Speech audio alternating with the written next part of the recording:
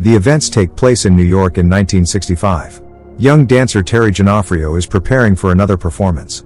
Too bad her mom is long gone. The dancers entertained the audience. Terry's technique was perfect, but during an unfortunate jump, she broke her ankle. Due to the pain, Terry was semi-conscious and didn't realize how she ended up on the operating table. Soon Terry was discharged from the hospital, but she still limps heavily.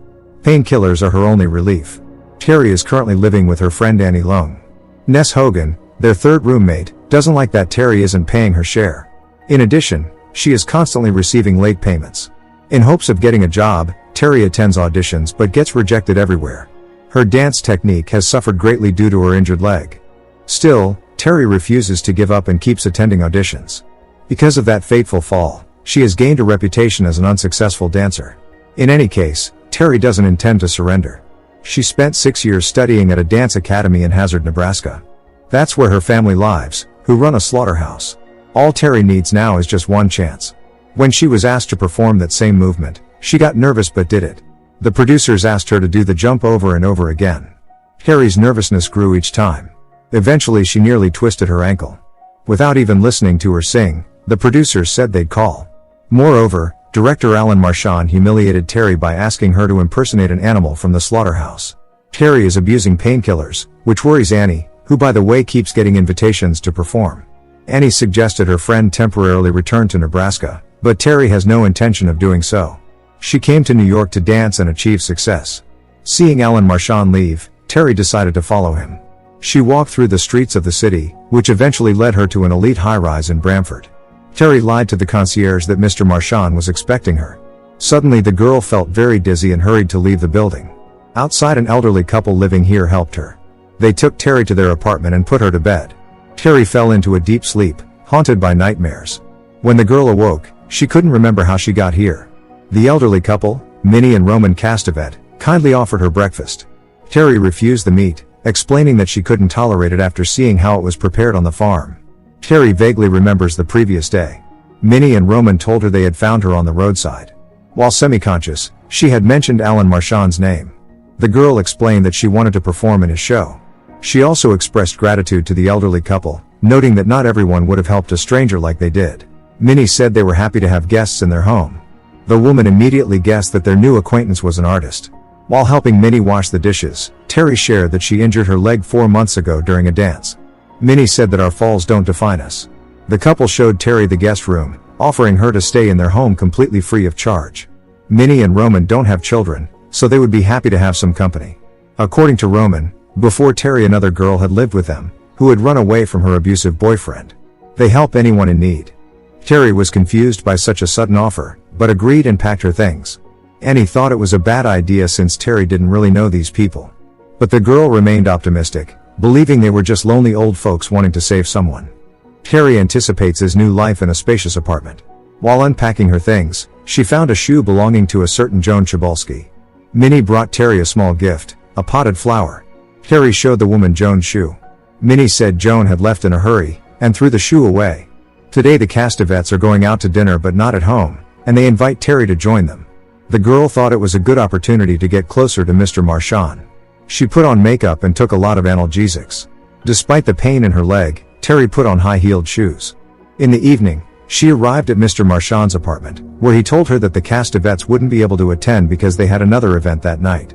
Terry was slightly embarrassed but stayed. It turned out that Roman was Alan's benefactor, but that wasn't why he invited Terry. In truth, Alan was driven by curiosity. He also couldn't help but admire Terry's persistence. They discussed the upcoming musical that Alan was directing. A lot of money was invested, so Alan was looking for the best dancers. He was curious about what could make Terry stand out from the thousands of other performers. Terry decided to share her sad story. Her mother had long passed away due to a tragic accident on the farm. After that, her father was devastated. Dance became Terry's only salvation. It allowed her to forget all the bad things in the world. Alan wasn't ready to give a clear answer yet, and he proposed a toast. After a few sips, Terry felt unwell. Either she couldn't handle alcohol, or it was the effect of the painkillers. Terry assured him that she was fine, but her walk was too unsteady. When Alan put on a record, Terry began to hallucinate, imagining herself as the star of a dance show. But then the vivid fantasies turned into a nightmare. Terry saw a creepy creature approaching her. She woke up in bed at Alan's house. He brought her breakfast. Terry remembered little, but Alan said he had a good time the night before. What had really happened between them? Terry was shocked when she learned she had gotten a role in the musical. The time for grueling rehearsals began. During a break, Terry noticed a bruise on her wrist. The lead dancer Vella Clark mocked Terry, calling her the girl who fell. In the restroom, Terry tried to pull herself together. She really didn't remember what had happened. In the evening, Minnie introduced Terry to their elderly neighbor, Lily Gardenia. She was the first female judge in the state of New York. Mrs. Gardenia offered Terry a healing ointment that would speed up the recovery of her leg. Terry is still haunted by nightmares. It feels like something or someone is living inside her. Waking up from another nightmare, Terry started dancing right in her room without any painkillers, and she succeeded. At rehearsal, she demonstrated an excellent result. Today the dancers received their first paycheck. Rehearsals continued. Soon Minnie and Roman organized a Christmas costume party. Annie was also invited as Terry's friend. Terry had become a recognizable figure in high society. Dr. Sayerstein, a well-known obstetrician, gave the girl his calling card. Terry politely said that she probably wouldn't need it anytime soon. Many of the Castavet's friends were quite extraordinary personalities. Terry overheard Minnie and Mrs. Gardenia arguing about something in the kitchen. The couple presented Terry with a Christmas gift, a fur coat and a medallion over 300 years old, which supposedly brings good luck. Terry had never received such expensive gifts before. The entire evening Terry and Annie sang, danced and drank. In short, they had fun. Terry didn't forget about her best friend and had prepared a gift for her, a beautiful silk scarf. Annie is the closest person in Terry's life, who has stayed by her side no matter what. Suddenly she saw black hands grabbing her in the mirror, and screamed. It was probably just her imagination. The next morning Terry felt nauseous. During rehearsal she noticed that her belly had grown. Terry went to Dr. Sayerstein and found out that she was pregnant. Annie was the first person she told. Alan is the father of the child, but Terry doesn't want to tell him, fearing that this would mean the end of her dancing career. Vera overheard the girls talking in the locker room and made a sarcastic joke. Unable to hold back, Terry pushed her. Of course she wasn't planning to keep the pregnancy and was thinking about how to solve the problem without going to a doctor. But every time sharp pains in her abdomen stopped her. Moreover, objects around Terry started moving by themselves. She saw and heard things that weren't there. Many girls in the dance troupe continued to mock Terry. This time Alan stood up for her. Terry realized that he was aware of her pregnancy. What surprised her was his calm reaction. Alan acted as if he was happy about it. Now he wanted Terry to give 100% on stage. Minnie and Roman already knew everything too. In fact, they were the ones who told Alan. The couple expressed their willingness to help Terry and planned to accompany her to Dr. Sayerstein's appointment tomorrow. Terry declared that she wasn't ready to raise a child. Right now the girl just wanted to be alone. But Minnie and Roman seemed not to hear Terry and showed her the nursery in their house. For years, the couple had tried to have a child but failed, so they would be happy to adopt Terry's son or daughter. It was a difficult decision, so she needed time to think. Minnie and Roman assured that in exchange, they would give her anything she wanted. All Terry wants is to perform on stage, but in the world of show business, everything is tied to influential connections. And the Castavets could help Terry with that. They took her silence as a sign of agreement. In her sleep Terry tossed and turned, haunted by nightmares again. She was awakened by a creaking sound. When she turned on the light, Terry saw Mrs. Gardenia standing before her, saying she had to stop this. After these words the elderly woman attacked Terry. The girl managed to lock herself in. A few minutes later she heard wheezing and opened the door. Mrs. Gardenia couldn't breathe. Soon she was taken away by ambulance. The next morning, the Castavets informed Terry that Mrs. Gardenia had fallen into a coma. The girl was sure there was something wrong with the elderly woman. She must have entered the apartment through an unlocked door. The couple said that Mrs. Gardenia simply suffered from senile dementia. They didn't seem particularly concerned about the unfortunate woman's fate. Terry realized something was wrong in this house. In one of the rooms she found a book about rituals. Hearing footsteps the girl hurried to leave. Rehearsals continued. Suddenly Vera felt a pain in her leg. In the next moment her body began to undergo terrifying metamorphosis.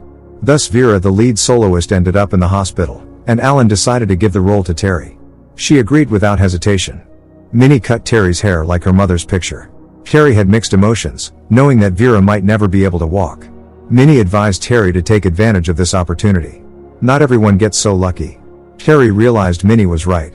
Seeing her name on the theater's marquee, the girl felt proud. She has been going for it all her life.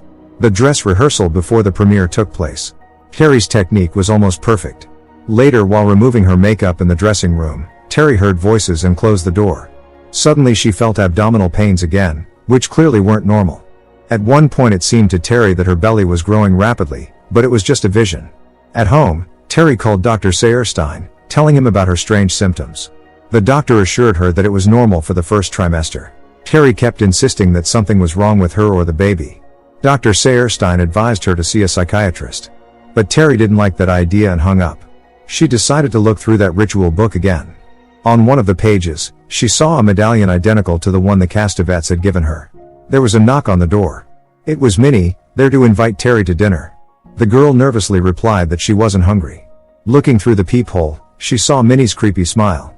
Terry was determined to find out what happened to Joan Chabolsky, whom the Castavets had also taken in earlier. Hastily packing her things and removing the medallion, Terry quietly left this eerie house. Later, Terry found Joan Chabolsky's name in the directory and asked Toby, the concierge, about the girl. The man replied that Joan had left 6 months ago without even taking her belongings, which were still stored in the closet. Among them Terry found a cross that left a burn on her palm. The girl decided to visit a church, where she immediately felt unwell. But Terry overcame it and started to pray when suddenly she was interrupted by a nun who asked if everything was all right. Terry showed her the book she had found in the house at Bramford. The nun advised the girl to stay away from that place because it was rumored to be inhabited by sectarians. Looking at Joan's photograph, the nun said that this girl had also come to the church to confess her sins, but she wasn't the one who had sinned. Eventually the poor girl fled the house at Bramford and was hit by a bus. The main goal of those people was to bring the Antichrist into this world. Realizing that Terry was pregnant, the nun fell to her knees and began to pray. Terry, accompanied by her best friend, immediately went to an underground clinic to solve the problem. The girl was very scared, but Annie's presence comforted her a little. When the doctor began the procedure, Terry screamed and pushed her away. In the next second the doctor had a terrifying seizure. Terry rushed to leave. Annie followed her. Terry revealed that there was evil living inside her. Annie promised that no matter what, they would get through it together. But Terry knew that Annie couldn't help her, and after hugging the friend, she left alone. Returning to the house at Bramford, Terry noticed Minnie in the elevator. The girl followed her into the basement, which led her to a room resembling an auditorium with a stage. Here, Terry saw ritualistic items. Alan came in, surprised that Terry didn't remember anything at all. Terry realized that she had been subjected to a ritual here. Alan explained that they had tried many times, and only Terry was the right candidate. It was a true miracle. According to Alan, Terry's place had always been in the darkness. Suddenly she inflicted a wound on Alan, and he fell right in the middle of the ritual circle. Seeing the image of a demon before her, Terry ran, but the concierge locked the door in front of her. The only place Terry could hide now was that apartment. Inside, Terry heard music. Minnie and Roman were already waiting for her.